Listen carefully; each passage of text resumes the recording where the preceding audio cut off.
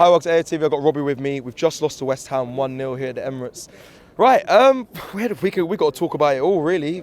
First question is it's going to be around the season and the aspirations. Is it over, is it not? I mean, there was a lot that happened in this game. And build up this week, Rob, people were saying to me, Cecil, believe, and that the thing, Nottingham Forest, we'll see what happens there. Liverpool will drop points, City and that. We didn't even get to that. We got to West Ham.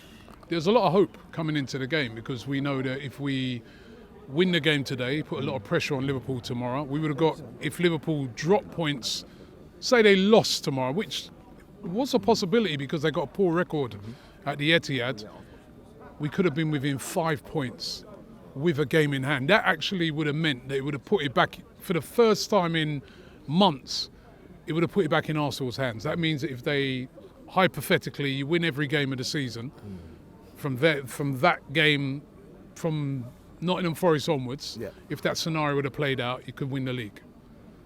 And West Ham today, we did not deserve to get anything out of this game. Nothing. 2 shots all game.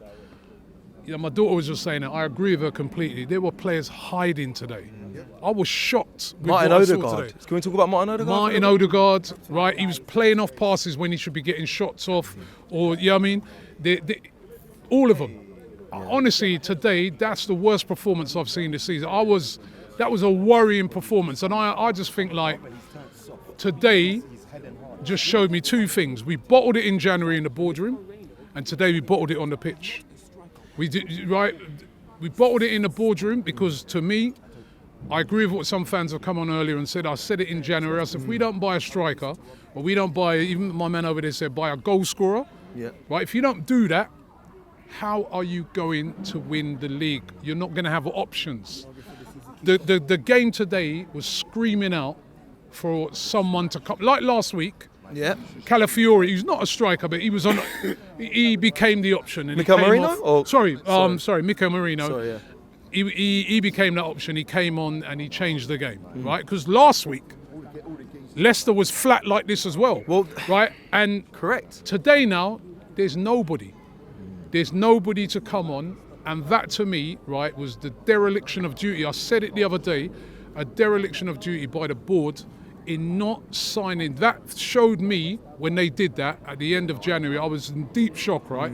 Because that showed me that they're just taking a chance. They're hoping that we get some luck along the way and we could. That's not how this league works.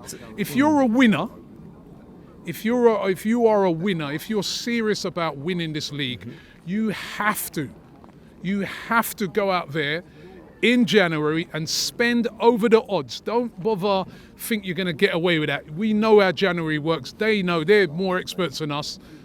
You're going to have to spend over the odds. You can't then go back and say, oh, this player's more than he should be. Or that's the only way you're going to get any quality. And City, they did that. They've been struggling all season. They can't even win the league. But they were obviously thinking, right, but at least let's have a go at the Champions League. So that's why they went and got Marmoush. That's why they went and got Kesanov. That's why they went and bought a holding midfielder. They spent you think they wanted to do that in January? They also want to wait until the summer, but they said their boards, the guys from Abu Dhabi, they want to win. They ain't here to just get in the Champions League. These guys here, to me in January, they looked on it and they bottled it. They were like, nah, we don't want to spend that. We'll keep it till the summer. So that was the first bottling. And then the second one I saw today was on the pitch. Players not taking hiding. When you've got a low block and the passing ain't working, someone's got to be brave. Someone's got to pick that ball up and drive at a couple of players, take a couple of players out of formation so you can then open it up. And we only did that a couple of times when there was a little bit of bravery from, say, a Wanyeri, or there was that time when Calafiori played in Rice. That's what you have to do when it's a low block. If you just keep pass, what happens is, after a team sort of gets embedded into it for a while, they'll think, we can cope with this, and then they'll catch you on the counter-attack. And God help us on Wednesday against Nottingham Forest, because they are also a low block team. right? You watch how they play this season. They defend, but they've got a better counter-attacking team than West Ham. Yeah, let me. Right, so I'm honestly, I still feel disgusted with what these guys done in January, and it's coming on to roost now. Do you feel like your chest was a little too high or not? Because I feel a little bit gaslit from when we was doing the Champions League draw and we're saying about PSV and you shouldn't be worried about them. But the situation we're in, we shouldn't be worried. This is Arsenal Football Club. Why should we? We should listen. Look at the situation. We shouldn't be worried about PSV, right? We should be looking at that and thinking. Obviously, you respect PSV. You respect West Ham. You respect every team that's in front of you. They're good sides. Yeah. But Arsenal shouldn't. If you draw PSV out of the hat in the Champions League, right? When they're sitting there doing the Champions League draw, they'll all have their serious face on. Yeah. But I'm telling you, when those cameras are turned off, they're going, we did all right, man. Yeah, we got away with it. We didn't look at Liverpool. They got PSG. That's a hard draw. We shouldn't be worried about that. So. We shouldn't be worried about those, but these guys have left us so short. Yeah. That now you have to worry because you have to look on it and say to yourself, "Boy, you're putting a performance like that." Yeah, imagine. And you know, mentioned Forest, but PSV have probably got guys here watching that game today and thinking, "Oh, that's the tactic." Yeah. We're gonna when we come here, you know, we just honestly it's very, very worrying at the moment, and I just feel that we've been left short. And it was unacceptable in January. And then, as I said, the second bottling for me was on the pitch today. Yep. They bottled it. Yep. Your daughter mentioned that young fullback getting a start. They didn't really challenge him. Let me tell you how they bottled it, right? I don't like to use that word bottling a lot, right? Yes. Because sometimes it gets used a lot, bottled. But today is justified, right? You look at those players, every single one of the Arsenal players, going into the Man City game, and how pumped they were, and how they wanted to. You could see they wanted to stick one on City. Selective mentality. It weren't like that today. No. I mean, that's the attitude they should have brought to this game, because this game is as important as that game. Yeah. So that same intensity, that same mentality should have been on show here today, but it weren't. At the start of the game. Pass around, take it time thing. It's only West Ham. That's how I looked on that game.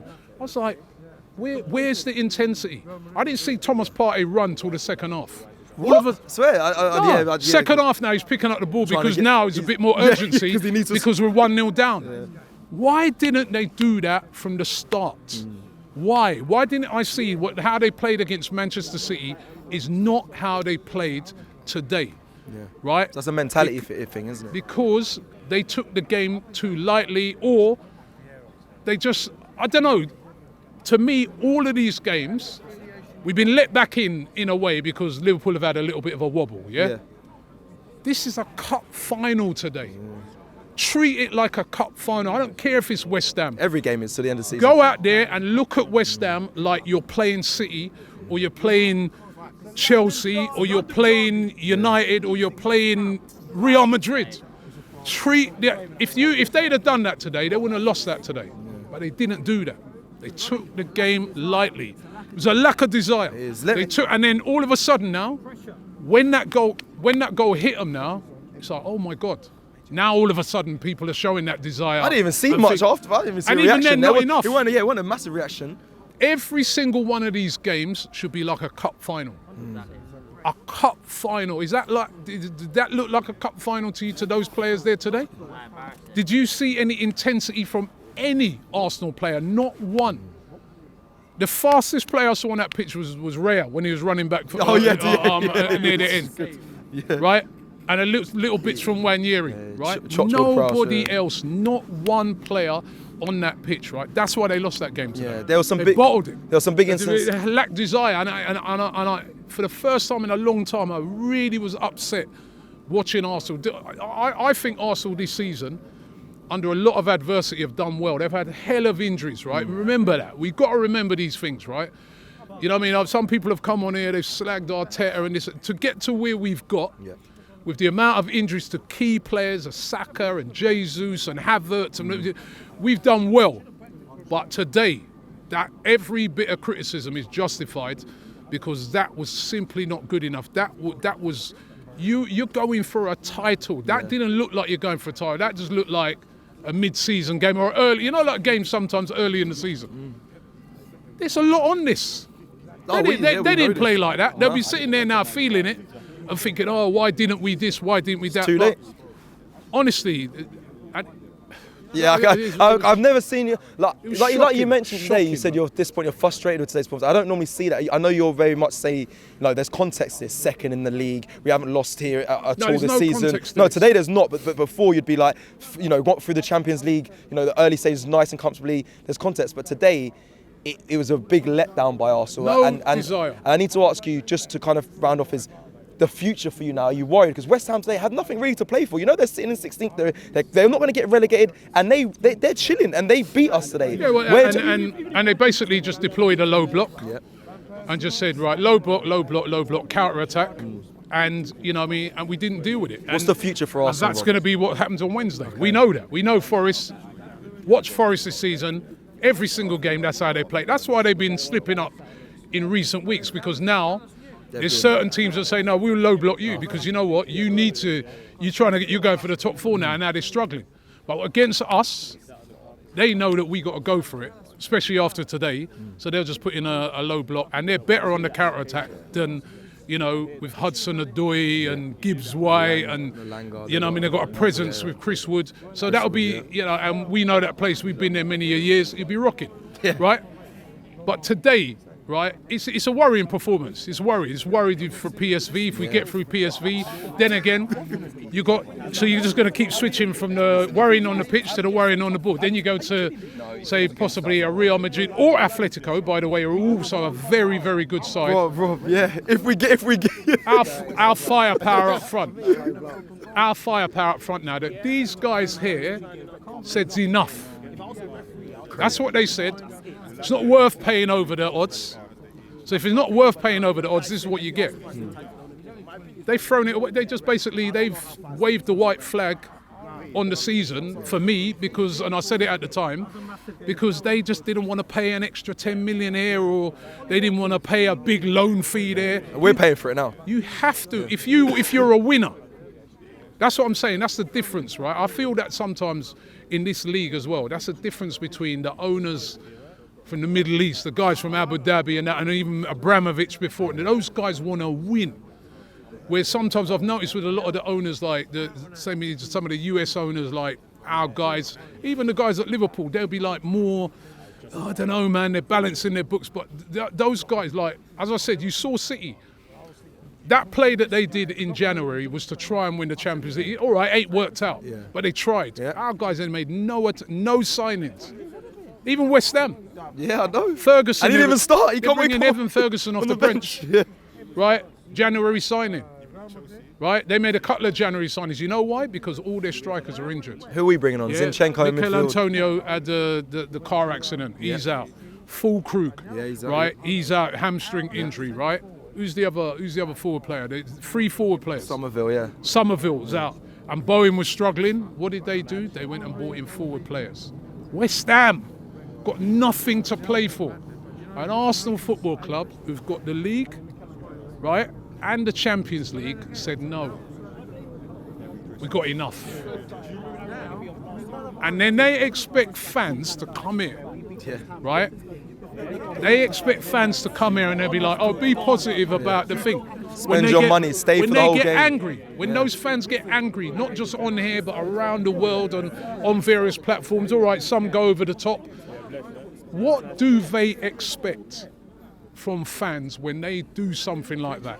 Who from there has the balls to come and say to those fans and give them a reason why they did that in January? That's it. I would like some representative from the club to come and tell the fans around in this country and around the world why they did that in January, what it was the reasoning behind it, how they thought that we are going to have enough to battle on both fronts, the league. And remember, at that time, we were still in the FA Cup. But principally, the league and the Champions League, how they thought at that time that would be enough. I want someone to come and speak to the fans around the world and justify that decision. But they can't, because it was just a money-saving thing, because they wanted to just keep money back until the summer. And Look how that's worked out. we're here now. Yeah. Yeah. It's February. And we'll be here on Wednesday. Yeah. Or in Nottingham Forest on Wednesday, and we'll be going over to Eindhoven, yeah. and we'll be going to Old Trafford. Chelsea. And they may me not be going to those places. They may be at their ranch or something like that. And that's not fair on the fans that are going there because you didn't want to spend the extra 10 million, unless there's some very good reason why they did that. And if there is, we should know what that is, so that we can say, all right, fair enough, or even have an idea. Because at the moment, and if we're not just being wise after the event, because everybody said it in January, at the moment it's looking like a horrific decision.